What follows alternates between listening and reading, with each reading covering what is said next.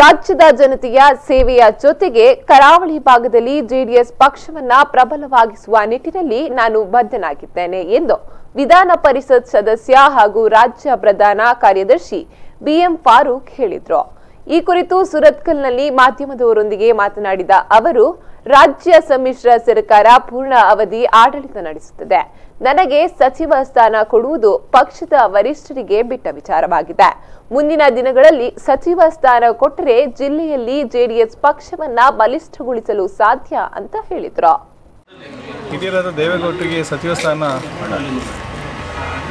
ಕೊಡಬೇಕು ಅಂತ ಹೇಳಿ ಅವರೊಂದು ಆಶಯವನ್ನು ತೋಡಿಕೊಂಡಿದ್ದಾರೆ।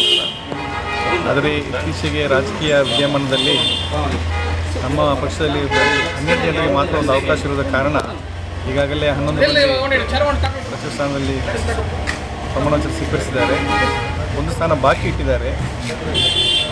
ನಾನು ಮೊನ್ನೆ ತಾನೇ ವಿಧಾನ ಪರಿಷತ್ ಸದಸ್ಯನಾಗಿ ಆಯ್ಕೆಗೊಂಡಿದ್ದೇನೆ।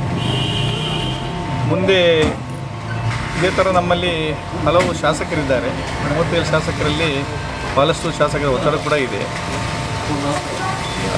ಅದಕ್ಕಾಗಿ ನಾನು ಯಾವುದೇ ಸಚಿವರಿಗೆ ನಾನು ಮಾಡಿ ಅಂತ ಹೇಳಿ ಆ ಥರ ಆಲೋಚನೆ ಕೇಳಿಕೊಂಡಿಲ್ಲ।